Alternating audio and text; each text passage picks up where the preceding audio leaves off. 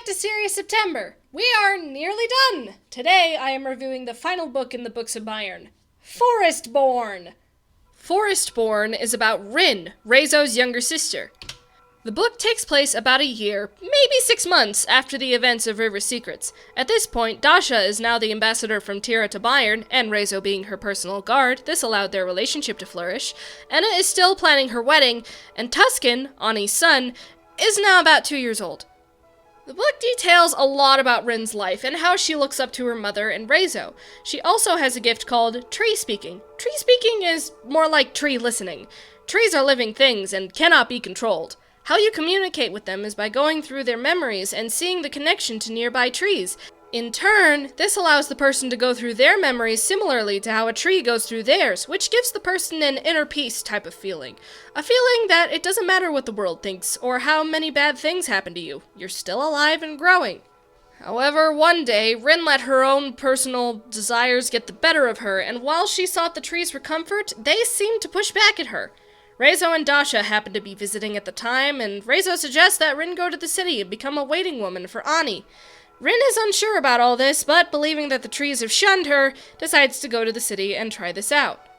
While at the city, Ani is more than happy to take her as a waiting woman. Rin spends her time there taking care of Tuscan with the other waiting women.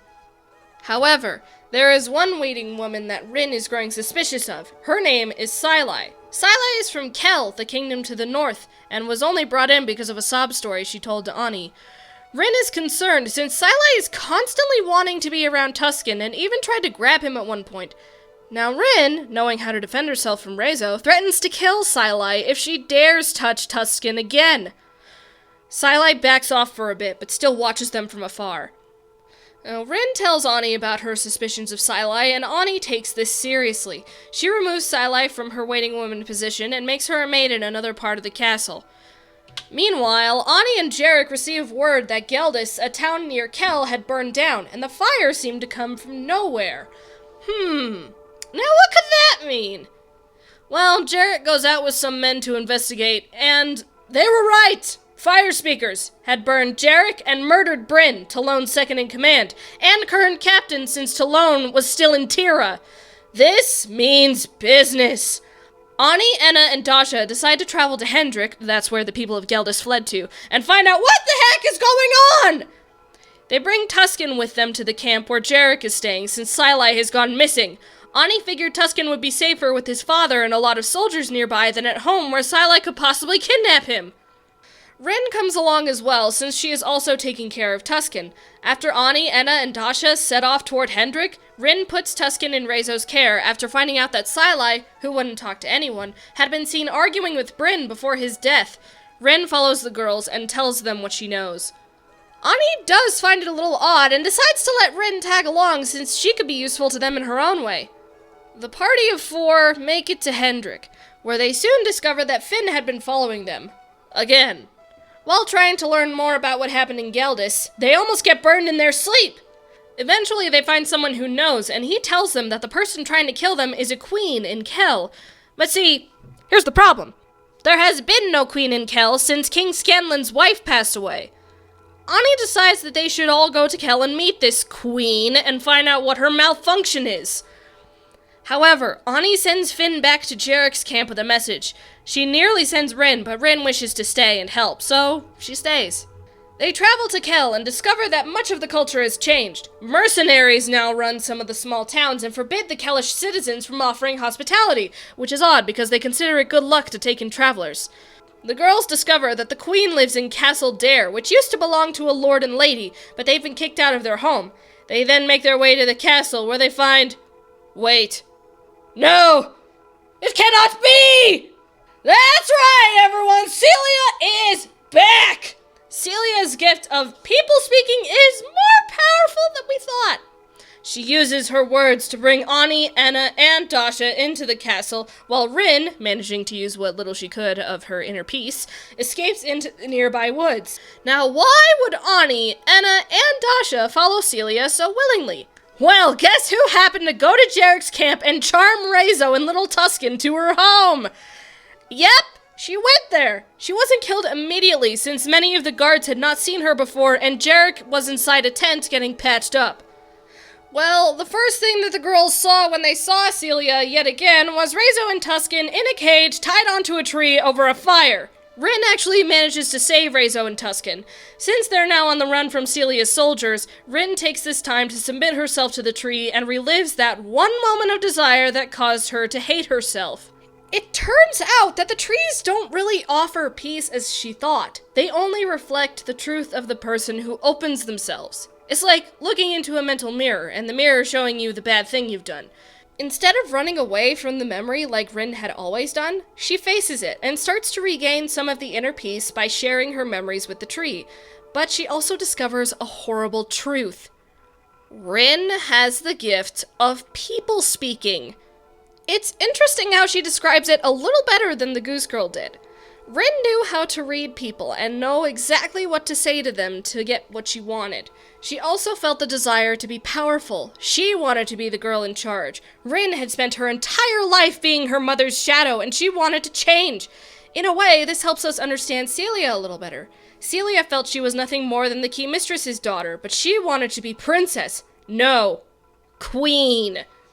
Anyways, Reizo decides to go into the castle and save the girls. However, he is injured. Rin insists on going inside herself because all she has to do is say that Reizo and Tuscan are okay and the girls can take it from there. So that's what she attempts to do. However, she gets caught by one of Celia's fire speakers. Rin tries to use her own people-speaking skills against Celia, but it fails. Celia then tells Rin that Reizo was killed and Tuscan is now back in her possession. Celia also tells Rin to tell Ani to sign over Bayern's eastern provinces to her, and she will let the boy go home to his father. Rin is sent to the dungeon where she tells the girls the horrible news. Now, why would Celia want the eastern provinces?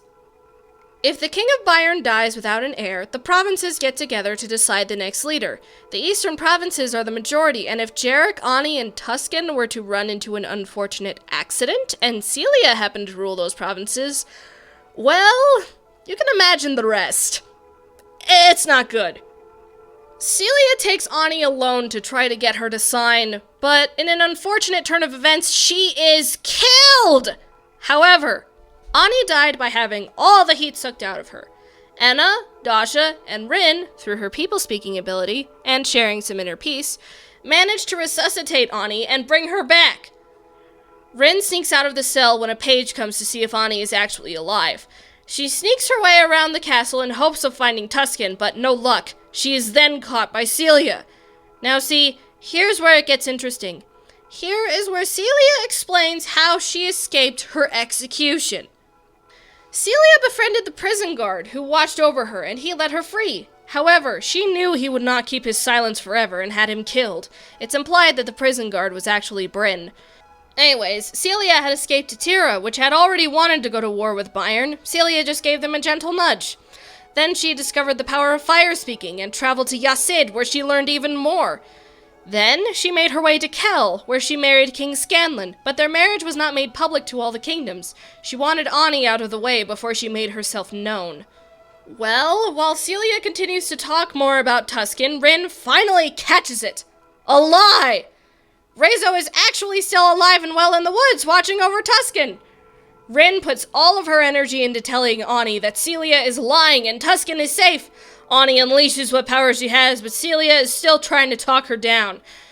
Rin knows that Celia will not stop talking, so there's only one thing she can do. She goes right up to Celia and punches her in the nose! She meant to punch her in the throat to stop her from talking, but Celia jerked to the side. They fought for a little bit, but Rin, having practiced wrestling with 6 older brothers, had the upper hand. Celia actually escapes Rin's grasp after she gets distracted and tries to get to a safe area.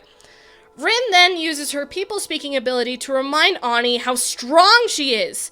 This causes Ani to unleash her full power.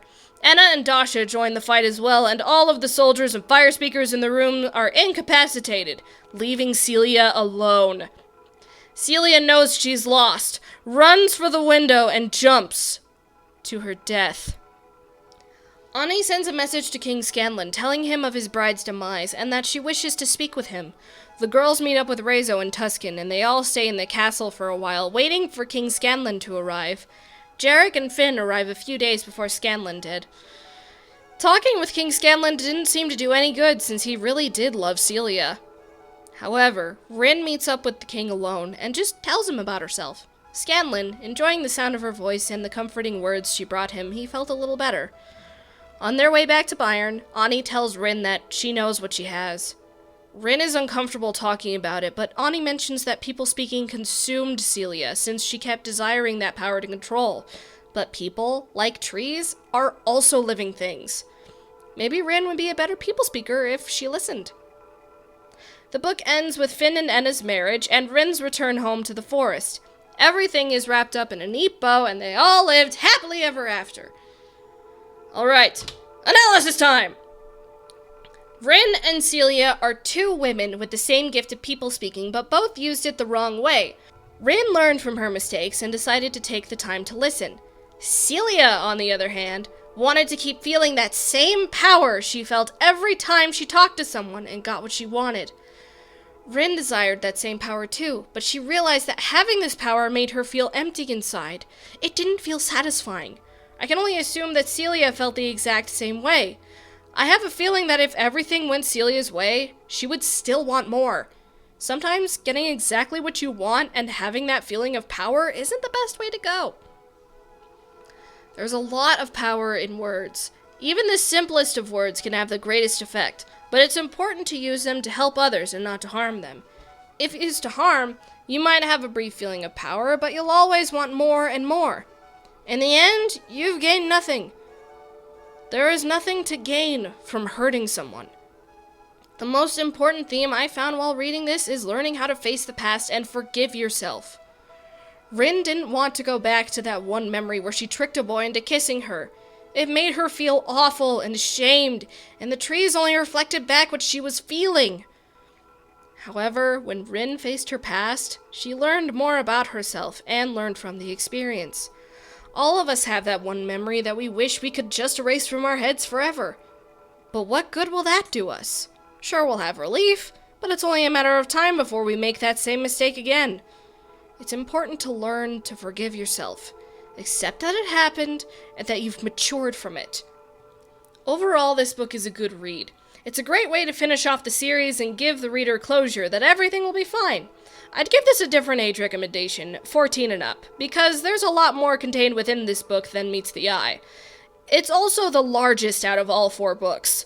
This is a book that you should think about and ponder on after finishing it. I'd recommend reading the first 3 books in the series first before tackling this one.